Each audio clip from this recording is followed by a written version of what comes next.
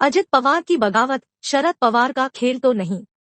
महाराष्ट्र में बड़ा खेला हुआ है। अजित पवार अपने साथ 30 विधायकों को लेकर भाजपा की सरकार में चले गए हैं। वह स्वयं उप मुख्यमंत्री बन गए हैं। उनके भ्रष्टाचारी महत्वपूर्ण साथी भी महाराष्ट्र सरकार में मंत्री बन गए हैं। दल बदल कानून से बचने के लिए 36 विधायक चाहिए थे, लेकिन अभी तक 30 विधायक भी इकट्ठे नहीं हो पाए। कहा जा रहा है कि भोपाल के बूथ प्रशिक्षण कार्यक्रम में जिस तरह से प्रधानमंत्री नरेंद्र मोदी ने एनसीपी सहित विपक्षी दलों के भ्रष्ट नेताओं पर कार्यवाही करने की गारंटी दी थी, उसी गारंटी को देखते हुए अजित पवार को सुनियोजित रूप से सरकार में शामिल कराया गया है। 7,000 करोड़ के भ्रष्टाचार का पाप उनके महाराष्ट्र सरकार में शामिल होते ही धुल गया। ईडी और सीबीआई की कार्रवाई से राकांपा के वरिष्ठ नेता बच भी गए। फैसला तो जनता को करना है। चुनाव आते आते चाचा भतीजे की जोड़ी कौन सा गुल महाराष्ट्र में खिलाएगी, इसको लेकर तरह तरह की चर्चाएं शुरू हो गई हैं। आइए जानते हैं महाराष्ट्र वर्तमान में स्थिति एमएसटीवी के संपादक सनत कुमार जैन से। देखिए, भोपाल की बूथ प्रशिक्षण कार्यक्रम में प्रधानमंत्री जी शामिल हुए थे और उन्होंने विपक्षी दलों के नेताओं के ऊपर 2 लाख करोड़ रुपए के भ्रष्टाचार के आरोप लगाए थे। उसमें उन्होंने 70,000 करोड़ रुपए के घोटाले के लिए राकांपा को जिम्मेदार ठहराया था और उन्होंने सार्वजनिक रूप से यह गारंटी दी थी कि यदि उन्हें भ्रष्टाचार करने की उन्होंने काम किया है तो हम गारंटी के साथ इन पर कार्रवाई करेंगे। लेकिन 5-7 दिन के अंदर ही वो जो नेता जिनके ऊपर ये 70,000 करोड़ रुपए के भ्रष्टाचार के आरोप स्वयं प्रधानमंत्री ने लगाए थे, उन्हें ही महाराष्ट्र की भाजपा सरकार में शामिल करके, जबकि वहाँ कोई संकट नहीं था, सरकार गिरने नहीं जा रही थी, फिर भी उन्हें शामिल कर लिया गया। तो इससे प्रधानमंत्री की जो विश्वसनीयता थी उसको लेके एक बहुत बड़ा झटका आम मतदाताओं के मन में जरूर लगेगा, क्योंकि जब उन्होंने कहा था कि हम किसी भ्रष्टाचारी को छोड़ेंगे नहीं, सबको कार्रवाई करके जेल में भेजेंगे और सबकी जांच ईडी कर भी रही थी, और ऐसी स्थिति में उन्होंने यदि भाजपा में प्रवेश किया और भाजपा में प्रवेश करने के बाद जैसे उनके सारे पाप धुल गए और अब ईडी और सीबीआई की सारी जांच बंद हो जाएंगी, तो इससे प्रधानमंत्री जी की विश्वसनीयता पर असर पड़ना तय है।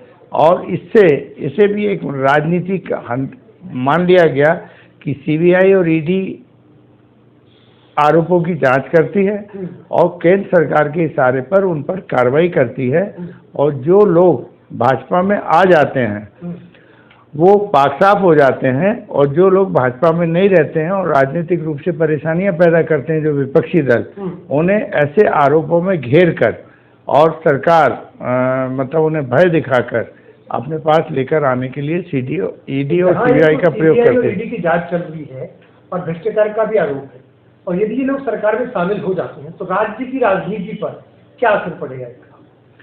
देखिए, महाराष्ट्र की राजनीति में तो अभी ये शामिल हो गए। ये माना जाता था कि एकनाथ शिंदे जी के खिलाफ एक सुप्रीम कोर्ट से निर्णय आया था कि 16 विधायकों के ऊपर दल बदल कानून के अंतर्गत विधानसभा अध्यक्ष जल्द से जल्द कार्रवाई करे।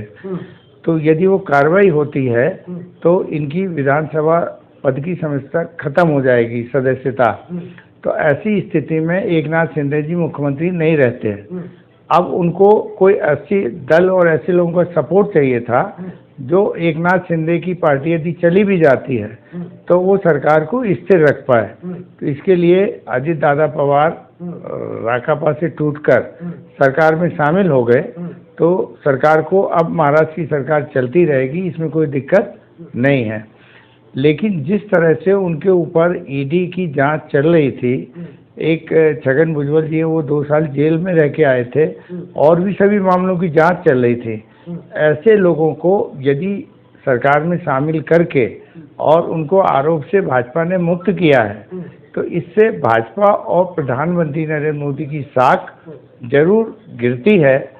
और भविष्य में यदि इस तरह के आरोप लगते हैं और ईडी सीबीआई कार्रवाई करती हैं तो इसमें सीबीआई और ईडी जांच एजेंसी जो हैं उनकी विश्वसनीयता को भी लेकर सवाल खड़े हो रहे हैं।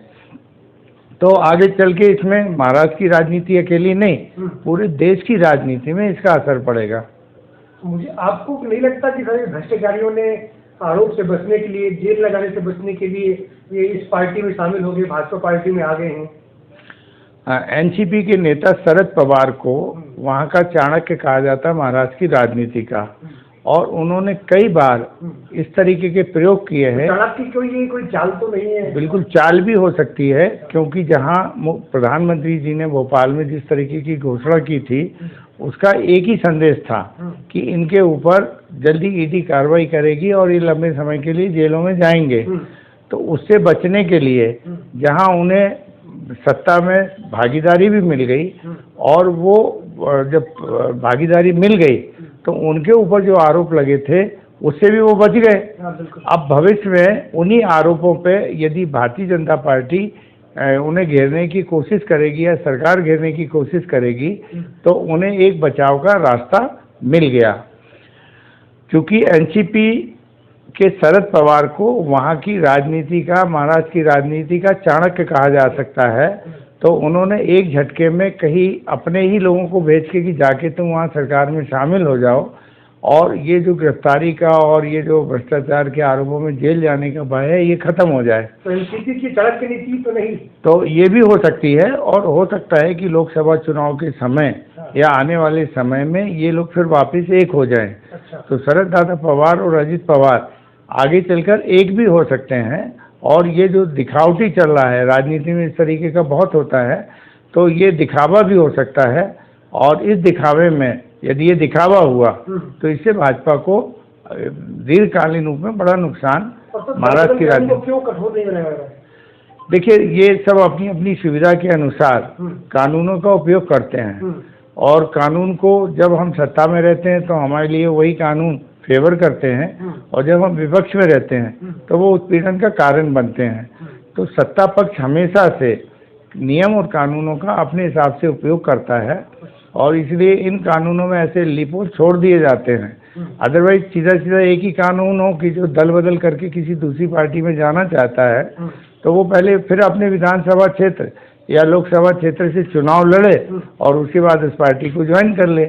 तो जिस आधार पर आपने मतदाताओं से वोट लिया था, विचारधारा के आधार पर भी हो सकते हैं, या आपने जो मतदाताओं को वायदे किए थे उसके आधार पर मतदाताओं ने आपको चुना है, और यदि आप उसके अधिकारों को बेचते हो या बिना मतदाताओं से पूछे दूसरी जगह चले जाते हो, तो इसके लिए दल बदल कानून का सीधा सीधा ये होना चाहिए, यदि कोई विधायक या सांसद अपना पार्टी को छोड़ना चाहता है, बदलना चाहता है, एक दल छोड़ रहा है, तो सबसे पहले उसे चुनाव फेस करना पड़ेगा, और चुनाव के बाद ही वो समर्थन दे पाए।